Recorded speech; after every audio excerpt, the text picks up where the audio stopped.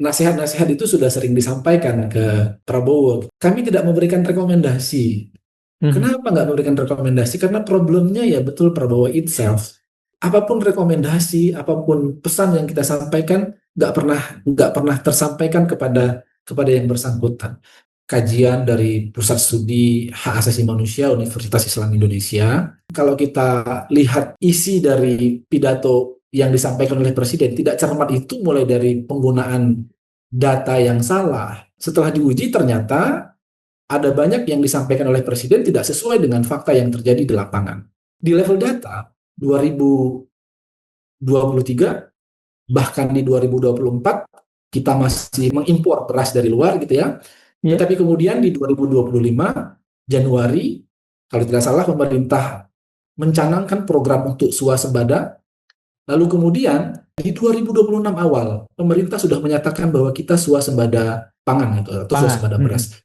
Bagaimana mungkin dalam waktu 8 bulan pemerintah bisa menghasilkan swasembada pangan? Di mana logikanya tuh? Kebijakan food estate ya, yang sekarang difokuskan di Papua Selatan, di Sumatera Selatan, di Kalimantan Tengah, Selatan, dan Barat ya, Mhm. dengan target 3 juta hektar itu, bagaimana mungkin dengan mengambil hampir deforestasi 700.000 hektar dengan target 3 juta hektar itu akan berdampak kepada hak masyarakat adat untuk menikmati Mhm. dan hidup menggunakan hutan yang mereka miliki. Negara kita menurunkan tuh rasio, menurunkan angka standar kriteria kemiskinannya, sehingga hampir semua orang menjadi sejahtera.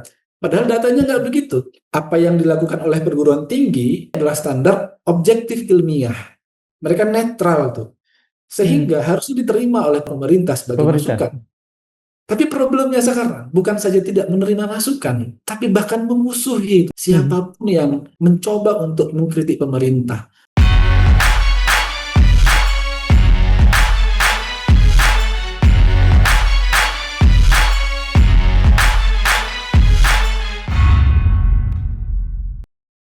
Bismillahirrahmanirrahim. Assalamualaikum warahmatullahi wabarakatuh. Sobat Madilog, pidato kenegaraan semestinya bukan sekadar panggung tempat kekuasaan menceritakan keberhasilan dirinya.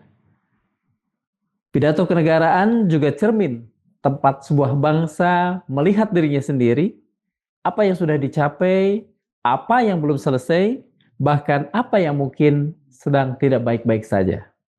Karena itu, ketika Pusat Hak Asasi Manusia Universitas Islam Indonesia menilai pidato Presiden Prabowo kemarin terlalu banyak berisi pujian atas keberhasilan pemerintah dan kurang menyentuh akar persoalan masyarakat, pertanyaan kemudian menjadi menarik. Apakah kritik itu tepat? Atau justru kalangan kampus yang terlalu sibuk melihat sisi gelap pemerintahan? Di antara angka-angka keberhasilan pemerintah dan kenyataan yang dirasakan masyarakat, di manakah posisi Indonesia sebenarnya?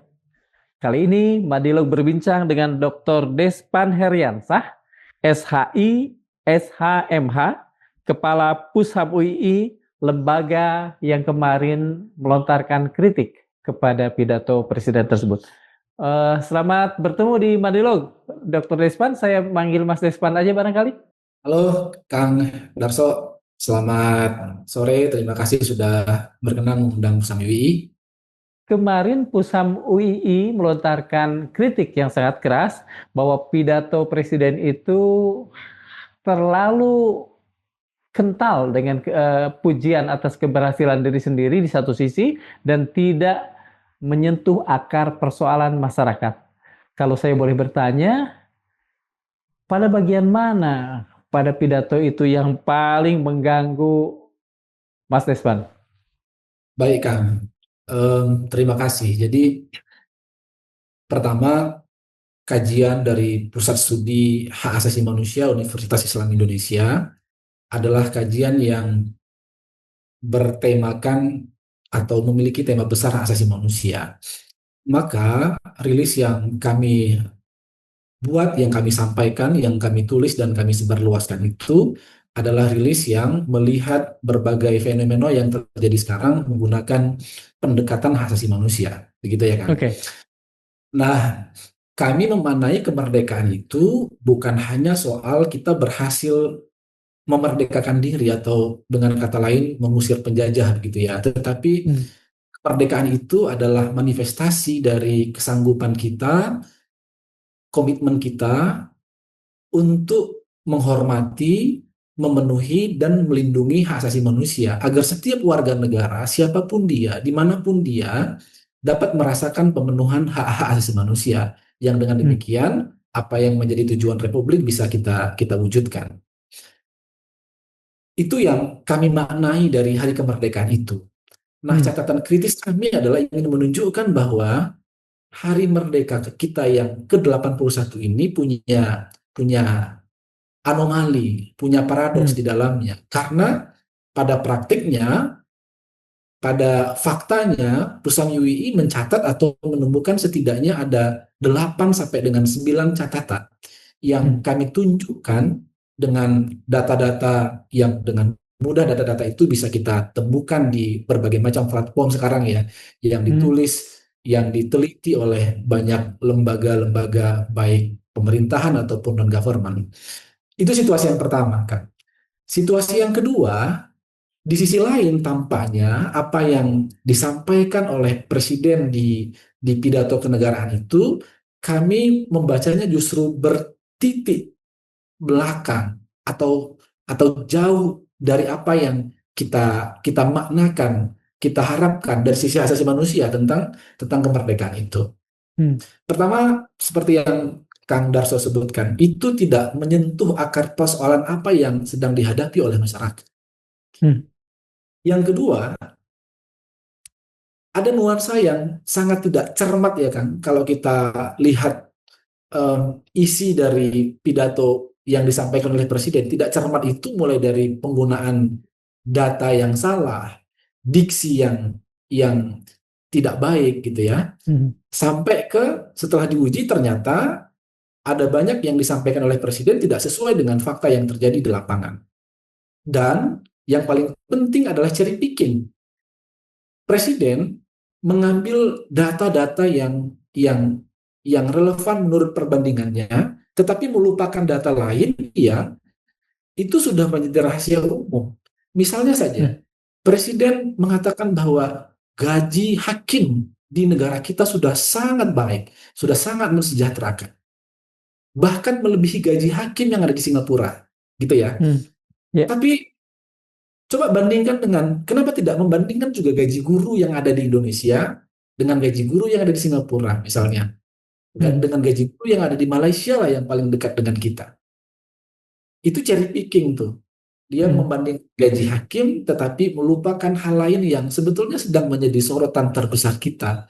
Kesejahteraan guru, terutama guru-guru honorer ya, yang Ya. belakangan pasca putusan MK menjadi lebih lebih problematik. Dan yang paling tampak juga adalah dia berisi pujian-pujian, kami menyebutnya dengan istilah megalomaniak ya, pujian-pujian terhadap apa yang dilakukan oleh presiden, bukan apa yang dilakukan oleh pemerintahan. Nah, itu problemnya. Jadi presiden sebagai individu, bukan pemerintahan sebagai satu kesatuan organisasi di dalam sebuah negara.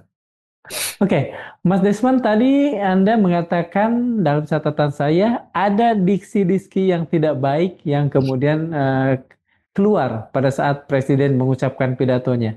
Kalau boleh kami tahu apa saja itu? Diksi yang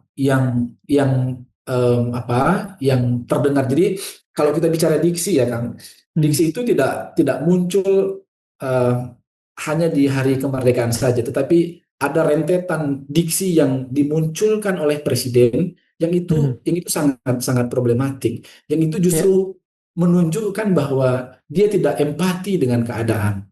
Mulai Hmm. dari endasmu misalnya ya, yang Hmm. yang berkali-kali kita kita dengar, lalu em, apa londo irang gitu ya untuk Hmm. menyebut teman-teman jurnalisme, teman-teman aktivis, teman-teman pemerhati, itu kan diksi-diksi Hmm. yang menurut kita harusnya tidak tidak tampak dari komunikasi publik seorang presiden, karena itu bukan saja problem kalau kita tidak simpati atau problem kalau kita hubungkan dengan bagaimana situasi masyarakat yang sekarang, tetapi itu juga didengar oleh dunia internasional. Tampaknya baru di presiden yang sekarang ya, yang hampir setiap pidatonya memunculkan meme, Hmm. gitu ya. Hampir setiap pidatonya memunculkan meme dan hampir di setiap pidatonya ada dalam tanda kutip yang saya sebut tadi ya, ada diksi-diksi yang disampaikan yang itu justru menunjukkan bahwa empati kepada rakyat itu masih sangat rendah. Oke.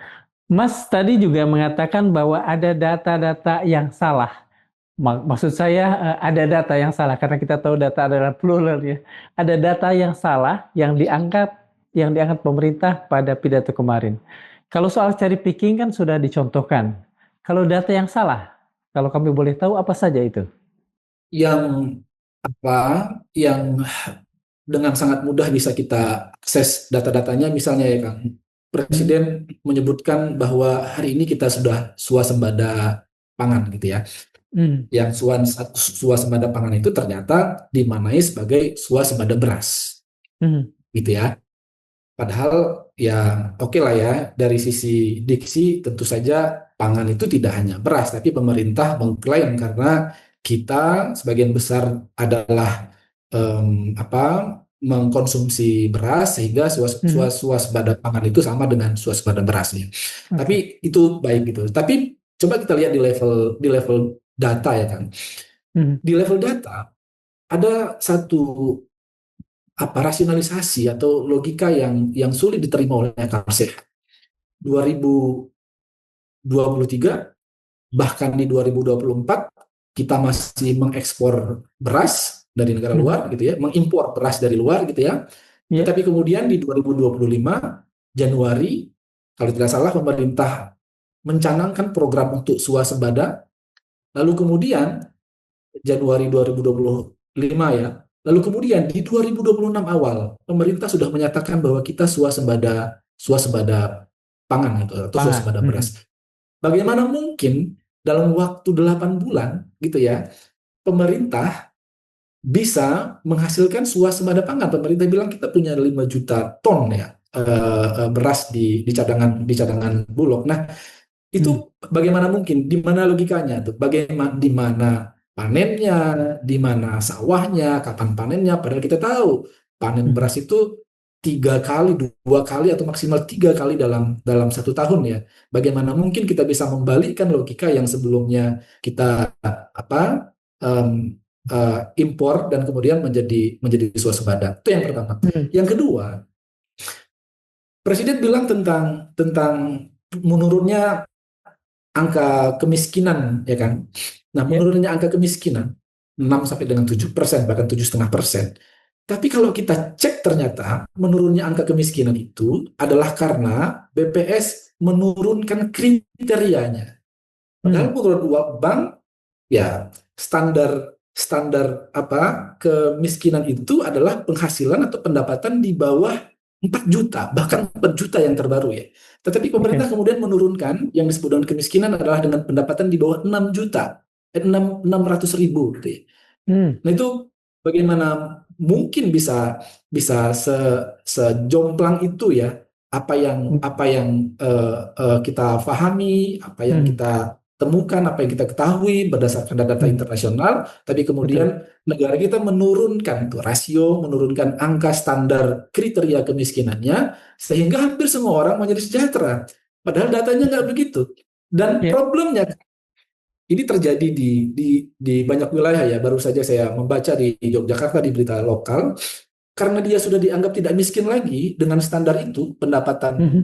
yang enam diturunkan ratus ribu itu. itu, iya, dia jadi tidak mendapatkan akses lagi terhadap hak-hak, misalnya PKH gitu ya, misalnya subsidi BPJS gitu ya, Hmm. dan lain sebagainya dan seterusnya. Kan itu problem ya. Ya. Sehingga wajar saja kalau ada yang kemudian beranggapan menurunkan angka kemiskinan itu adalah sebagai jalan, sebagai upaya pemerintah untuk semakin menghemat anggaran APBN yang itu Hmm. sebetulnya ditujukan untuk menopang untuk berbagai berbagai kebijakan-kebijakan terbaru, kebijakan-kebijakan lama yang terus didukung padahal dia sudah sangat problematik, mulai dari MBG misalnya ya, yang angka keracunannya catatan kami sudah mencapai 43.000 tuh Hmm. angka keracun, sangat sangat problematik ya. Kemudian em, food estate, kemudian koperasi merah putih dan berbagai kebijakan-kebijakan populis presiden yang lainnya. Mas Desman, apakah Pusham UII kemudian mendapatkan, katakan saja, mungkin kalaupun belum data, tapi semacam keyakinan bahwa penurunan standar kemiskinan ini dilakukan pemerintah untuk menghilangkan hak-hak orang miskin demi efisiensi atau penghematan anggaran. Seperti yang kami sampaikan tadi ya kan, itu yang secara faktual kami temukan ya di Hmm. lapangan gitu ya. Dan kami membacanya, coba menghubungkannya dan ternyata dampaknya begitu ternyata ya. Menurunkan angka kemiskinan sehingga ada orang-orang yang sebelumnya karena dia terkategorikan miskin mendapatkan subsidi, mendapatkan bantuan-bantuan dari pemerintah, lalu kemudian karena dinyatakan sudah tidak miskin lagi, aksesnya terputus. Dia sudah tidak lagi mendapatkan hak-hak itu. Padahal sebetulnya dia sangat-sangat membutuhkan. Kita Hmm. bisa bayangkan kan, hidup di zaman now atau kata anak-anak Hmm. sekarang ya,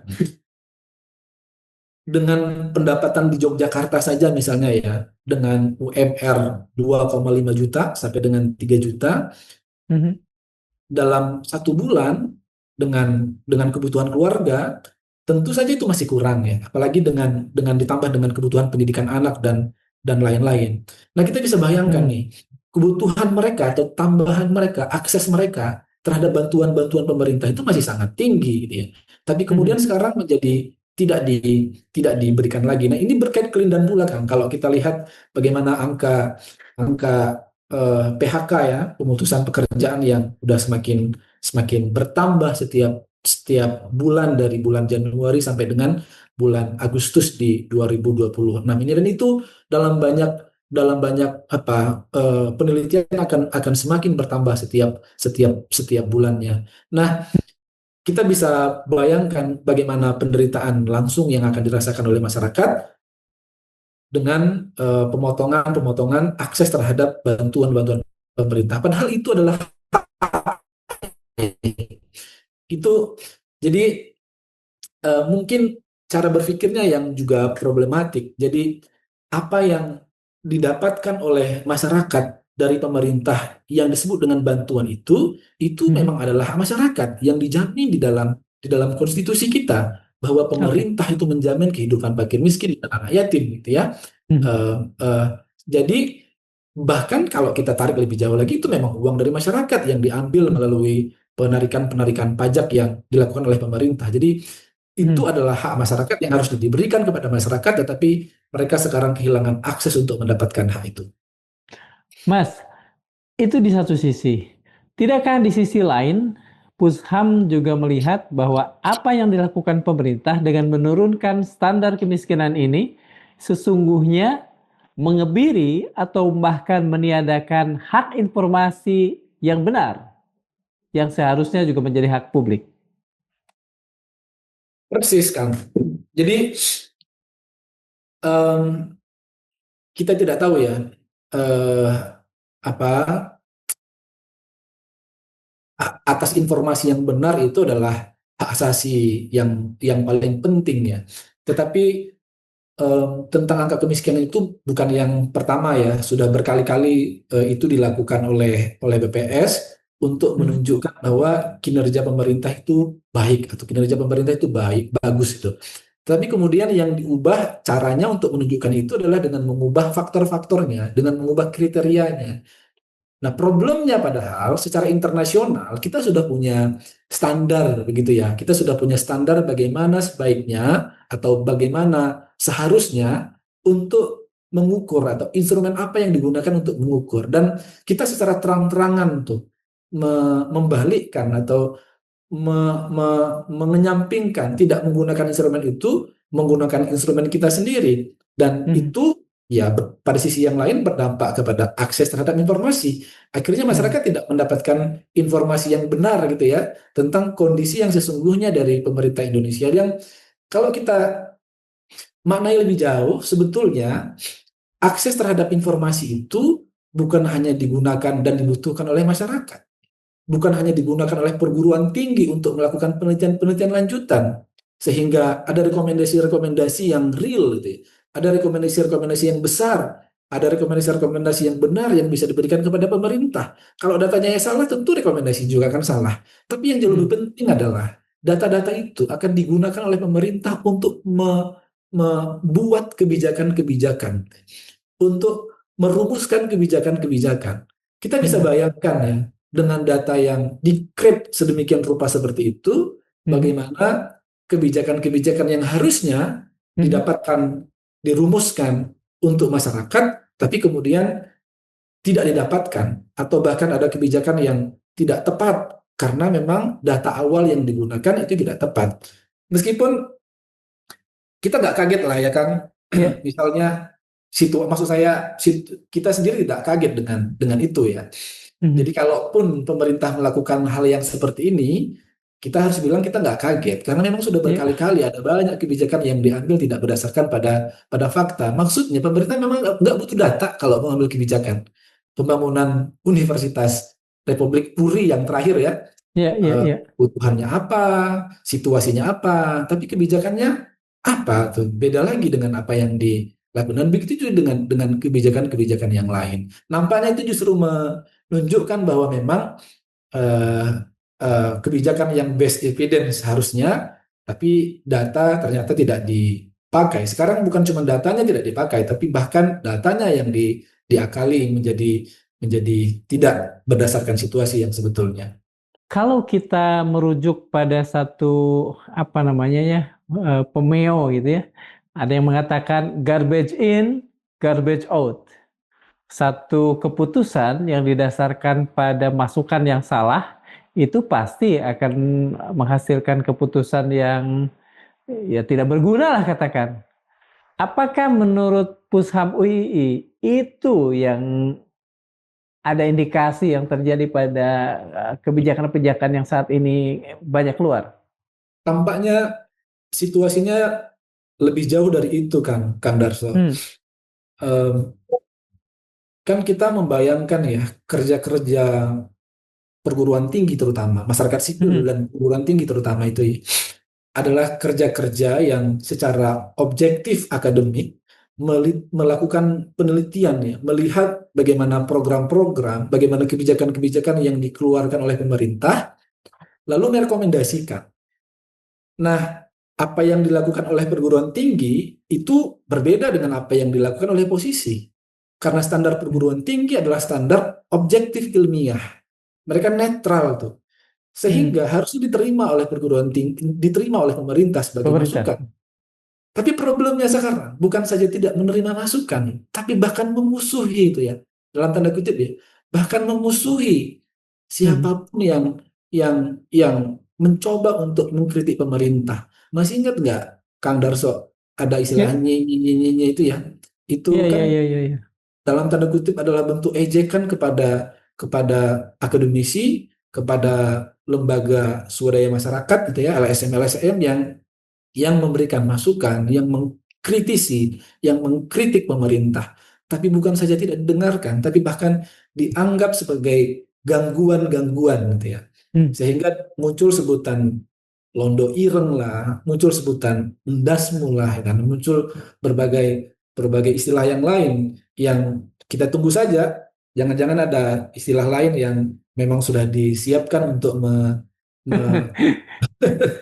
Dari apa yang tadi dituturkan oleh Mas Despan soal berawal dari apa diturunkannya standar itu, apakah semua ini kemudian dinilai oleh Pusham UI sebagai sebuah pembohongan publik yang dilakukan oleh pemerintah? datanya nggak bohong gitu kan ya, datanya betul gitu ya, Hmm. tapi datanya dimanipulasi. Hmm. Jadi memang betul kalau standarnya adalah eh, 600.000 itu sebagai ukuran kemiskinan, tapi Ya. harusnya nggak gitu. Jadi kalau kita menggunakan standar yang dikeluarkan oleh World Bank itu kebohongan gitu ya. Ya. Karena nggak begitu. Tapi kalau kita pakai standar yang memang digunakan oleh pemerintah, itu problem dari klaim-klaim data ya kan. Itu Hmm. problem dari klaim-klaim data. Tergantung dengan metode dan instrumen apa yang digunakan. Kalau instrumen yang digunakan adalah instrumen yang sekarang dipakai oleh pemerintah, yang sudah saya menggunakan istilah manipulasi ya, sudah didesain sedemikian Hmm. rupa untuk Hmm. menunjukkan bahwa ya sama lah seperti MBG ya kan. MBG Hmm. itu kalau kebermanfaatannya diukur dengan apakah masyarakat suka, apakah siswa dan siswi suka diberi makan siang, Hmm. tentu kita bisa katakan Suka. berhasil gitu ya. Padahal kan nggak begitu cara mengukur kebijakan publik. Dilihat dong, dibandingkan dong, apakah setelah ada MBG ada penurunan angka stunting gitu ya, ada penurunan angka kelaparan gitu ya, ada kenaikan gizi yang signifikan, dan Hmm. dibandingkan juga masyarakat kalau ditanya, bukan ditanya suka nggak dengan MBG, tapi kasih perbandingan yang apple to apple ya. Hmm. Apakah masyarakat lebih suka dikasih dikasih makan siang anaknya atau diberikan akses terhadap pekerjaan yang lebih baik gitu ya, Hmm. atau guru yang lebih berkualitas gitu, atau gaji guru yang mensejahterakan gitu ya, atau Hmm. akses terhadap pendidikan yang lebih baik. Nah, ya begitu memang tampaknya yang em, yang sering atau kerap kali dilakukan oleh pemerintah, sehingga narasinya tidak pada level substansi yang kita lihat ya. Hmm. Narasinya Hmm. hanya sebatas simbolik semata, tidak sampai Hmm. pada yang kami sebut dengan tidak sampai pada akar persoalan yang ada. Pernahkah Pusham UII melakukan riset kalau misalnya ukuran yang kita pakai itu adalah ukuran World Bank tadi, kira-kira berapa banyak angka kemiskinan di Indonesia saat ini? Perusahaan tidak punya data clear tentang itu ya Kang. Tapi Hmm. kira-kira begini, kalau kita gunakan data-data yang disebarluaskan oleh teman-teman teman-teman Celios misalnya ya, Hmm. atau teman-teman organisasi masyarakat sipil yang lain, problem yang paling tinggi, yang paling besar di negara kita itu adalah aspek ketimpangannya tuh Kang. Hmm. Jadi kalau dalam banyak ini ya, dalam banyak klaim pemerintah menyatakan pertumbuhan ekonomi kita mengalami peningkatan yang cukup signifikan, atau kita sedang dalam kondisi yang baik-baik saja gitu ya, Hmm. karena itu adalah ukuran makro secara Hmm. secara nasional. Padahal di ukuran makro itu ada ketimpangan yang sangat-sangat tinggi gitu ya. Nah, misalnya bagaimana eh, pertumbuhan ekonomi itu hanya dinikmati oleh 1 sampai dengan 10% masyarakat Indonesia. Jadi memang betul ada peningkatan, tetapi peningkatannya itu dinikmati oleh 10% penduduk gitu ya. Sementara 90% yang lainnya masih Hmm. dalam keadaan yang di bawah standar kesejahteraan gitu ya. Nah, itu kita kita kita lihat sebagai situasi yang problematik ya. Karena hitungan makronya memang betul data yang digunakan terjadi pertumbuhan ekonomi, tetapi Hmm. pertumbuhan itu ternyata tidak tersebar kepada seluruh masyarakat. Faktanya kita masih sangat, jadi obrolan biasa lah ya. Coba kalau kalau pemerintah mau turun ke pasar gitu ya, atau paling tidak saya nggak tahu ya kan. Kalau di handphone saya itu kan ada banyak itu masyarakat biasa seperti saya tentu Hmm. saja, yang pedagang, ataukah dia sopir sopir sopir Grab atau Gojek gitu ya, itu mengeluh tuh pasar yang sepi, daya jual masyarakat yang kurang gitu. Nah ini Hmm. saya bingung nih, pemerintah apa nggak punya ya teman-teman di di medsosnya gitu ya, yang mereka adalah pedagang, adalah petani gitu ya, semakin semakin sulit kehidupannya. Tetapi kemudian ukurannya seperti yang tadi saya sampaikan di awal. Mas, kalau yang dilihat oleh Pusham UI, apakah saat ini menurut Pusham UI Indonesia sedang sekadar mengalami pemerintahan yang banyak memiliki kekurangan, atau justru lebih dari itu, kita sekarang sedang bergerak menuju kemunduran dalam demokrasi dan itu adalah titik yang cukup berbahaya. Situasinya gini kan, kalau kita lihat berbagai rentetan peristiwa ya kan, mulai dari kita ambil dari jarak yang paling dekat lah. Hmm. Misalnya 29 Agustus 2025 yang lalu, yang hampir satu Hmm. tahun, ada ratusan mahasiswa, ada ratusan aktivis yang ditangkap. Yang terbaru adalah teman-teman dari UI di Jakarta ya, yang direpresi, ditekan haknya untuk berekspresi dan menyampaikan pendapat itu pada satu sisi, hanya satu sisi di kebebasan sipil dan demokrasi gitu ya. Hmm. Kemudian ditambah lagi dengan situasi di mana eh, representasi wakil rakyat kita di DPR sebagai penyeimbang untuk melahirkan sistem check and balances yang em, baik gitu ya, itu sudah tidak Hmm. ada. Maka kita bisa katakan penopang demokrasi di negara kita sudah nggak ada. Kalau Hmm. begitu ya demokrasinya sendiri sudah runtuh, sudah nggak ada. Jadi Hmm.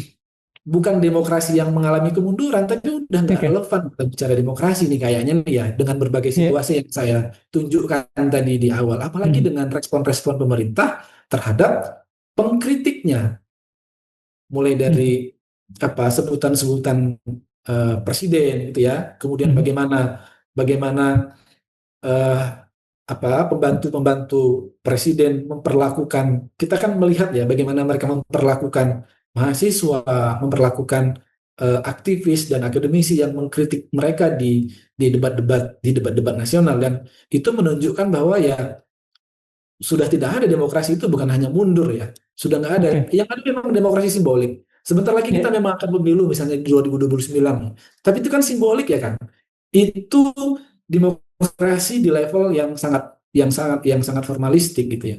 Memang betul ada. Tapi substansi demokrasinya sendiri, bahwa rakyat itu adalah titik berangkat dan tujuan dari kebijakan publik, itu Hmm. sudah tidak ada dan sudah tidak kita rasakan sekarang. Diperparah dengan Hmm. menguatnya militerisme ya, di berbagai aspek. Kalau Pusat UI mencatat militerisme itu mulai dari masuknya militer ke jabatan-jabatan sipil, hampir ya semua jabatan sipil sudah sudah ada simbol militernya gitu ya.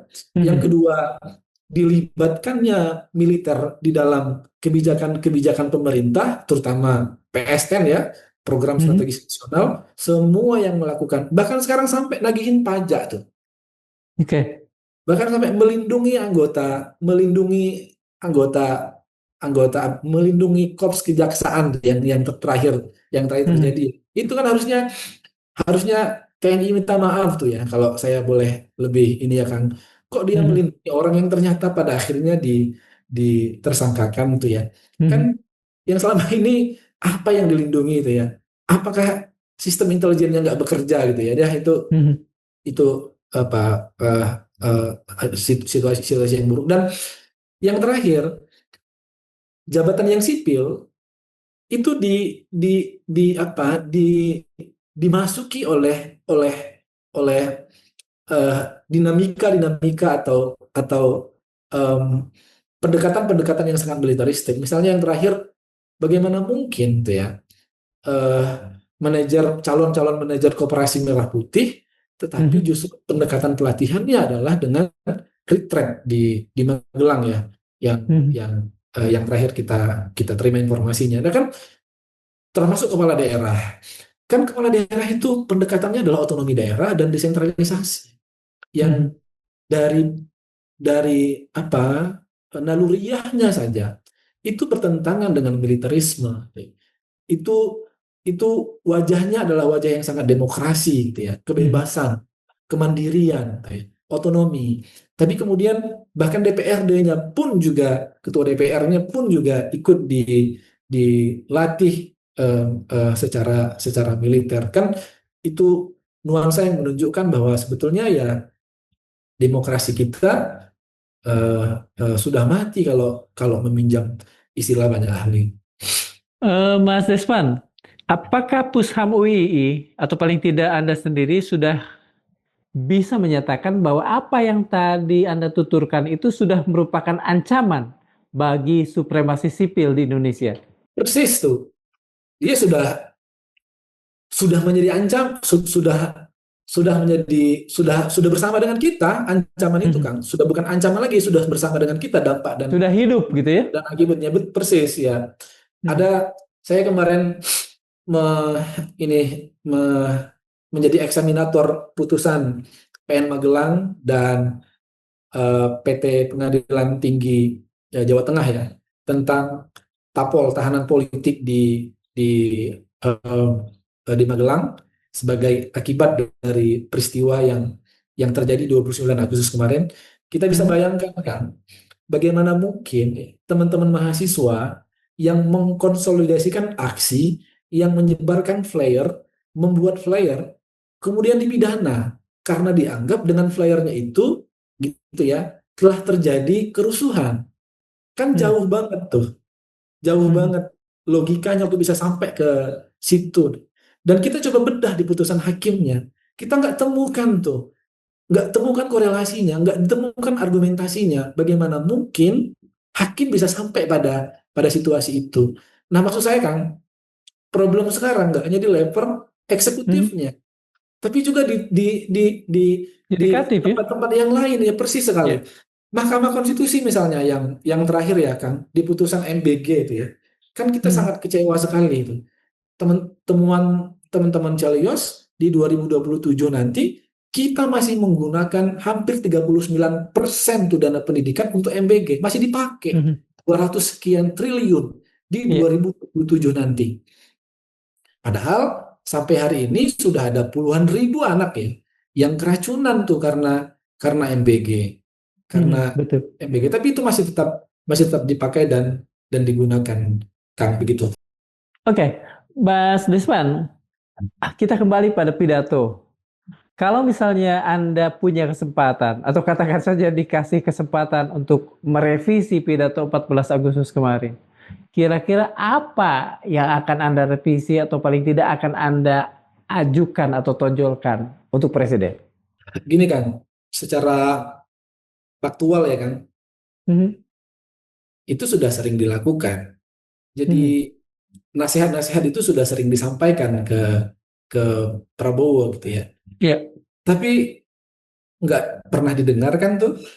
Maka kami setuju dalam rilis yang kami buat itu ya. Kami tidak memberikan rekomendasi. Kenapa nggak memberikan rekomendasi? Karena problemnya ya betul Prabowo itself. Kita melihat bahwa masalahnya itu ada di Presiden Prabowo sendiri. Ada di dirinya sendiri. Jadi apapun rekomendasi, apapun pesan yang kita sampaikan nggak pernah tersampaikan kepada yang bersangkutan.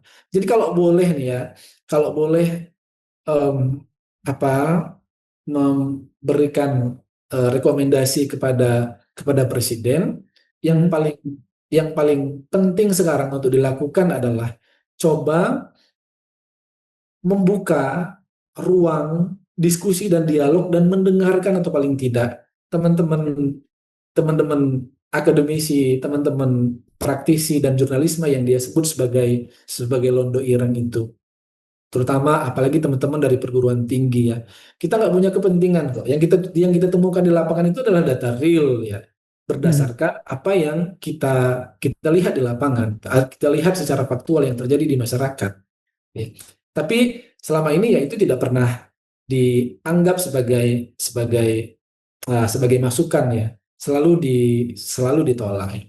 Kemudian yang paling penting setidaknya ya kan dari segi saya sebagai pembelajar hukum hak asasi manusia dan demokrasi, kira-kira kembalikan hukum, kembalikan hak asasi manusia, kembalikan demokrasi sebagaimana mestinya, sebagaimana seharusnya.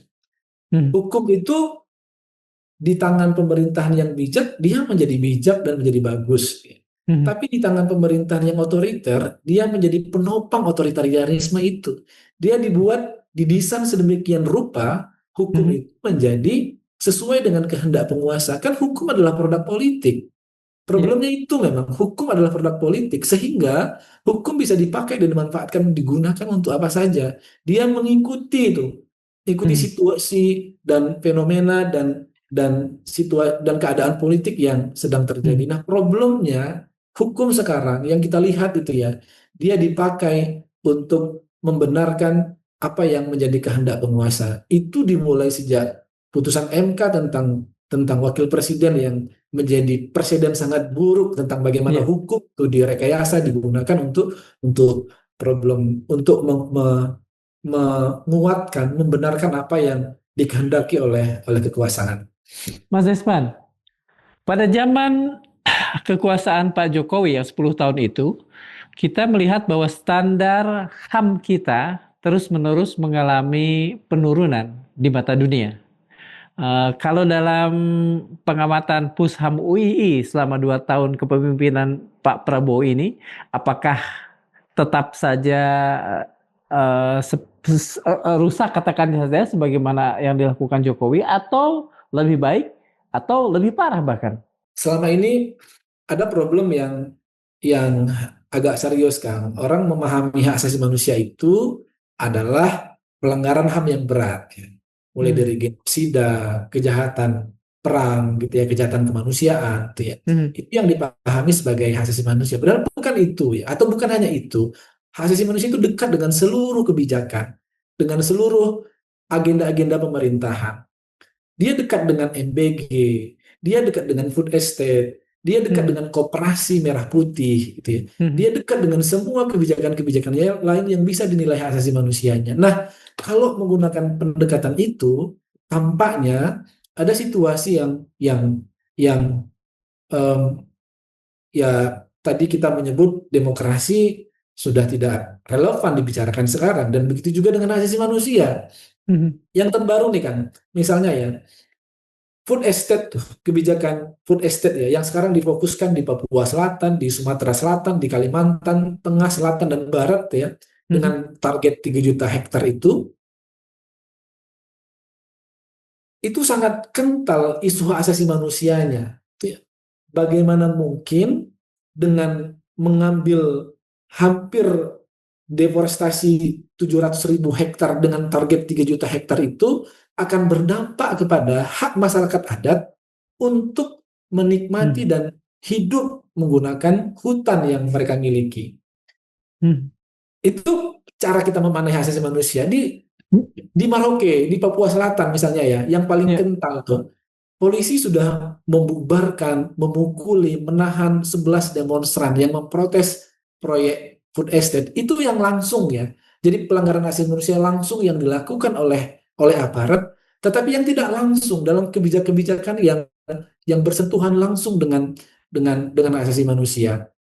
MBG misalnya, pada satu sisi dia kebijakan yang diinginkan oleh pemerintah untuk menanggulangi stunting, gitu ya, Hmm. menanggulangi kelaparan. Tapi pada sisi yang lain kan ada hak atas pendidikan yang dikorbankan untuk itu, Ya. hak atas pekerjaan, hak atas kehidupan layak, guru-gurunya yang dikorbankan untuk itu. Kan Ya. kental sekali dengan isu-isu hak asasi manusia.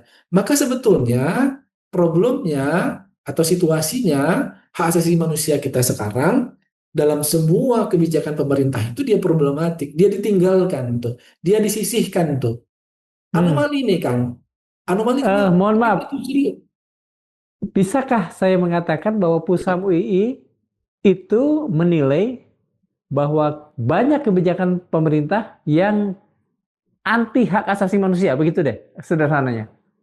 Persis, tidak menggunakan pendekatan hak asasi manusia, dan bahkan menjauhkan atau meninggalkan tuh ya hak asasi manusia dari kebijakan-kebijakan yang mereka ambil dengan Hmm. argumentasi yang mereka gunakan. Atau kita bisa uji nih Kang, kita bisa berdebat nih Kang tentang Hmm. hak asasi manusia. Tadi yang saya contohkan misalnya ya dalam konteks food estate nih, pemerintah Oke. bisa bilang nih, kami kan memenuhi hak atas pangan tuh ya. Kami kan Mhm. memenuhi hak atas kesehatan. Kita Mhm. uji dulu dong, mana yang lebih proporsionalitas sekarang, hak atas Mhm. pangan itu atau hak atas pendidikan, akses terhadap pendidikan. Apa saja hak atas pendidikan itu? Mulai dari guru-gurunya, mulai Mhm. dari eh, akses terhadap sarana dan prasarana pendidikannya, Mhm. kurikulum-kurikulumnya, dan sarana prasarana pendidikannya. Kita uji. Nah, itu yang kami maksud problematik.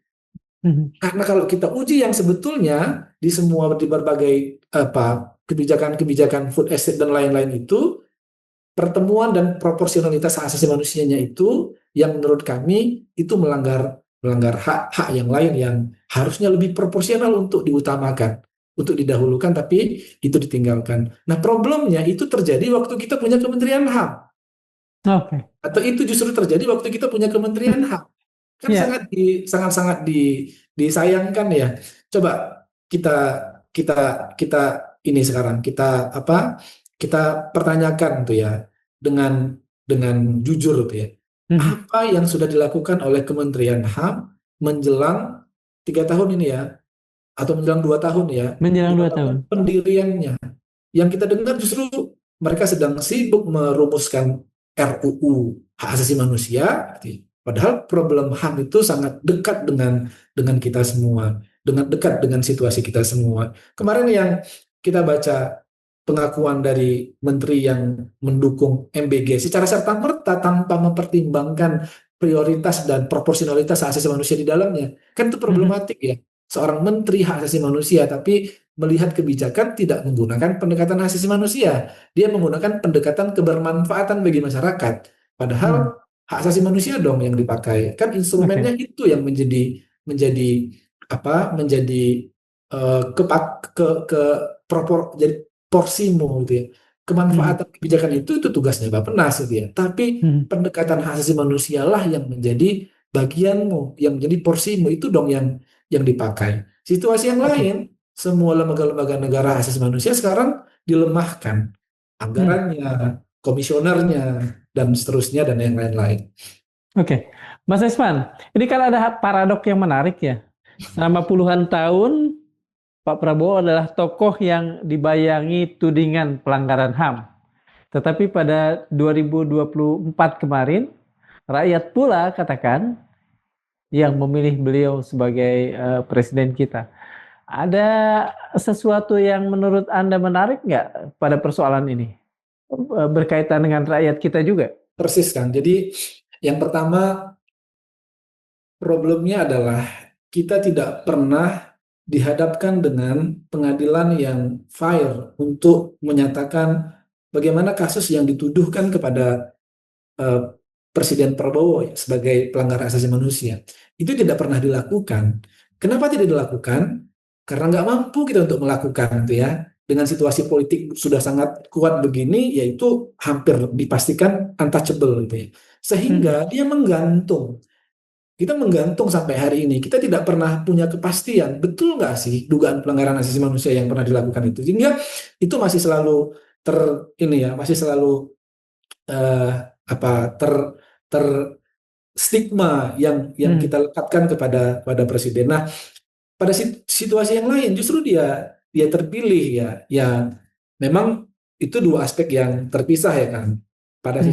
Pada sisi yang lain kita menggunakan demokrasi demokrasi liberal yang Hmm. memang memungkinkan siapapun bisa terpilih, ditambah lagi dengan situasi masyarakat kita yang literasi politik dan demokrasinya belum cukup baik ya kan. Hmm. Kita bisa katakan begitu. Kenapa belum cukup baik? Ya karena memang tidak dilakukan perbaikan oleh pemerintah. Kan problemnya kembali ke pemerintah. Ada yang Oke. ada literasi rendah yang sengaja dirawat dan dijaga. Hmm. Karena kalau itu dihilangkan gitu ya, ada orang-orang yang dirugikan, ada orang yang rugi kalau masyarakatnya menjadi cerdas, gitu. Ada orang yang rugi kalau masyarakatnya menjadi pintar, sehingga Ya. itu dijaga. Kita hidup dalam situasi demokrasi yang seperti itu. Nah, problemnya ya seperti yang kita rasakan sekarang. Ditambah lagi, kalau kita coba kulit itu Hmm. pemilu 2024 yang lalu kan ada banyak kecurangan Kita bisa Iya. lihat itu di sidang Mahkamah Konstitusi yang dengan mudah bisa kita dapatkan fakta-faktanya. Kita mendengar istilah ada partai, ada parcok, ada Mhm. parjo, gitu ya. Mhm. Kemudian ada tekanan-tekanan oleh aparat oknum kepada kepada masyarakat, kepada tokoh-tokoh Mhm. untuk memenangkan dan mendukung calon tertentu, dan ada penggunaan bantuan sosial yang besar-besaran sampai triliunan Mhm. yang digunakan untuk memenangkan calon tertentu. Itu problem demokrasi yang lain yang kan di Mhm. level yang lain, problem pemilu kita, problem demokrasi kita di lahan atau di tempat yang lain.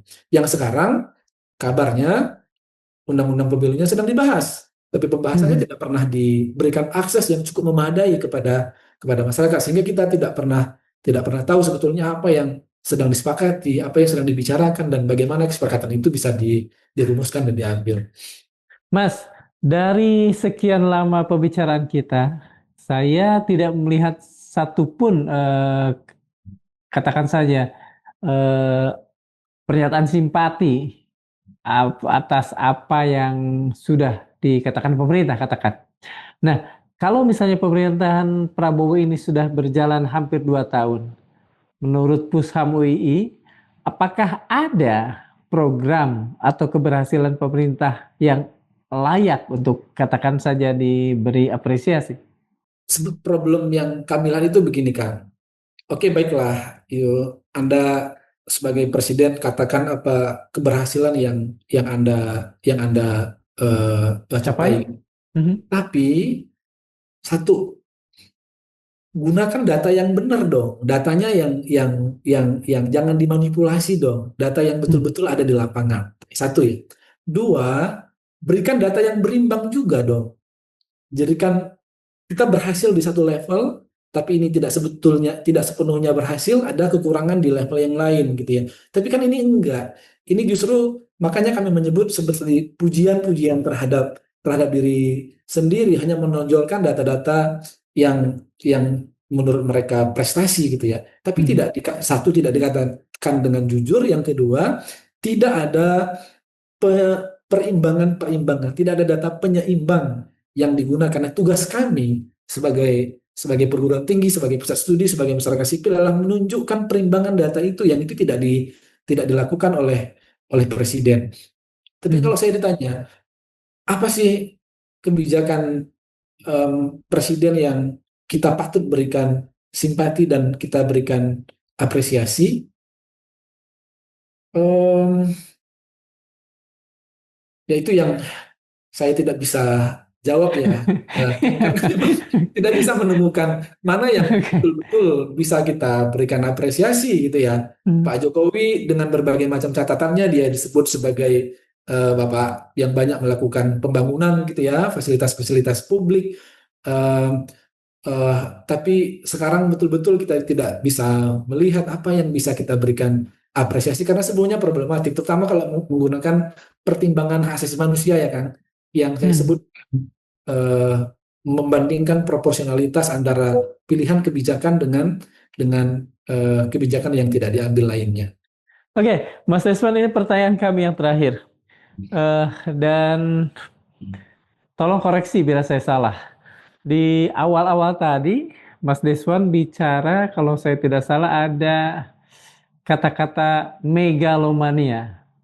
Apakah memang ada penilaian seperti itu dari Pusham UII terhadap, katakan, apakah terhadap pemerintah atau justru lebih spesifiknya Pak Prabowo Subianto sebagai presiden?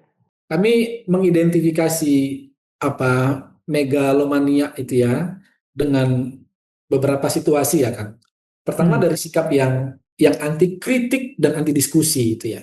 Hmm. Mas Ading sudah berkali-kali bilang pemerintah itu ngundang profesor memang, tapi bukan untuk Hmm. diskusi gitu ya. Tapi untuk menyampaikan program-program pemerintah yang nggak ada diskusinya.